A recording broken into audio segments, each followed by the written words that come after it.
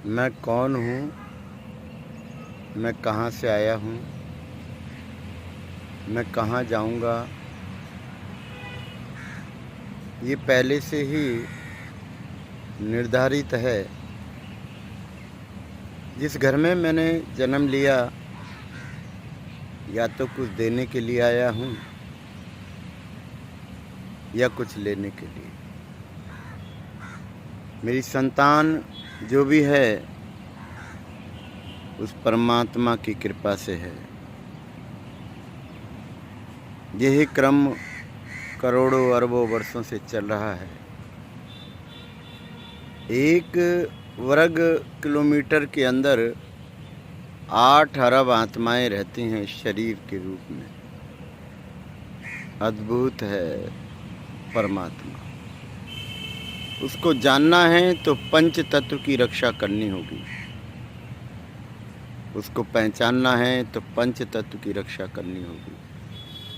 उसके सानिध्य में रहना है तो पंच तत्व की रक्षा करनी पड़ेगी। कभी सोचना अपने जीवन में एकांत में बैठकर, क्या परमात्मा के पंच ऋणों से मैं दूर हूँ? कभी सोचना एक बारी बैठकर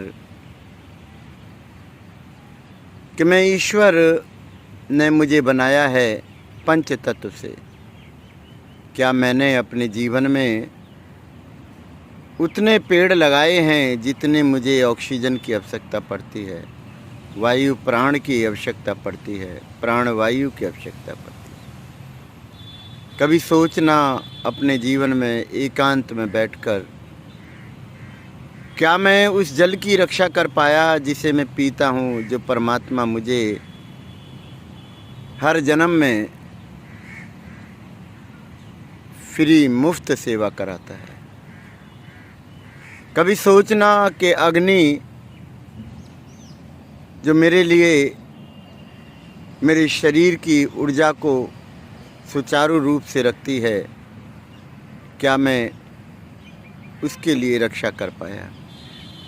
कभी सोचना उस धरती माता के लिए जिस पर मैंने कई जन्मों से जन्म लेते हुए आ रहा हूँ। मेरा मल मूत्र, मेरा भजन, मेरे मन की वीणा को वो संभाल कर रखती है। कभी सोचना कि जिस माता ने मुझे जन्म दिया है, जिस पिता ने मेरी रक्षा की है, क्या मैं उनकी सेवा कर पाया अंतिम चरण तक? मनुष्य का जीवन इस पंच तत्व आकाश तत्व से जाकर मिलता है। अगर वास्तव में सुख पाना है तो नित्य परमपिता परमेश्वर के लिए कुछ न कुछ करते रहिए। अपनी नेक कमाई से यज्ञ करिए, अपने माता पिता की सेवा करिए, अपने भाई बंधु की सेवा करिए, शिक्षा का दान करिए, पेड़ पौधे लगाइए, उनकी रक्षा करिए। ज़रूरत नहीं है कहीं पर जाने की। जो मंदिर हमने बनाए उनमें भीड़ लगी हुई है, और जिस परमात्मा ने हम सबको बनाया है उसकी शरण में अपना समय नहीं दे रहे। और आनंद की बात तो ये है कि जाना भी वहीं है जहाँ से आए हैं। जो चीज़ हमने कभी देखी नहीं उसका बखान सब कर रहे हैं। एक बारी सांसों को शांत रूप में बैठकर आती सांस जाती सांस को सुमरन करना, मन मस्तिष्क एकांत में बैठकर, तो जो सांस के द्वारा ध्वनि निकलेगी वही परमात्मा का मंत्र है। पकड़ लो, हर जीव को दिया है। इसलिए जो बोलते हैं उनको वो सुनाई कम देता है, उनको आँखों से परमात्मा कम दिखाई देता है। लेकिन जो जुबान नहीं बोलती उसकी छठी इंद्री हमेशा खुली रहती है, जैसे बेजुबान। जो बेजुबान हैं वो कभी नहीं बोलते, पेड़ पौधे वो नहीं बोलते। कल्पना करिए उनकी छठी इंद्री खुली रहती है, और हम अपने पूरे जीवन में छठी इंद्री खोलने के चक्कर में क्या क्या विधि, क्या क्या तप, क्या क्या साधना करते हैं।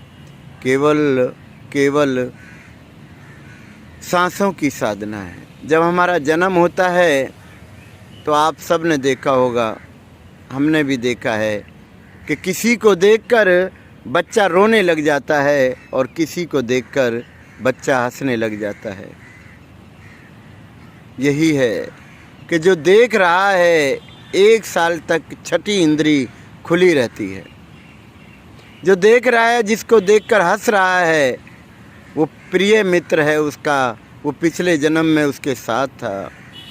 और जिसको देखकर रो रहा है, वो पिछले जन्म में वो उसका दुश्मन था, और वो उसने पहले ही जन्म यहाँ पर ले लिया है। उसको देखकर वो रोने लग जाता है। अपने जीवन का एनालिसिस करना। यदि अंतिम चरण पर ज़्यादा दुख होता है तो आपने कोई भी कार्य पंच तत्व और रक्षा नहीं करी। और यदि आपका अंतिम चरण बढ़िया जाता है, सुख में जाता है, सारे वैभव लक्ष्मी आपके पास में होती है, और संतान आज्ञाकारी, धर्मपत्नी आज्ञाकारी, भाई बंधु का आपका कहना मानते हैं, धन धान्य से भरपूर हैं, तो यही स्वर्ग है। आपने बहुत अपने जीवन में बलिदान दिया है इन सब को प्राप्त करने के लिए। आपने देश हित की रक्षा की है, आपने पंच तत्व की रक्षा की है, कभी किसी के साथ में बेईमानी नहीं की। इसलिए कुदरत आपको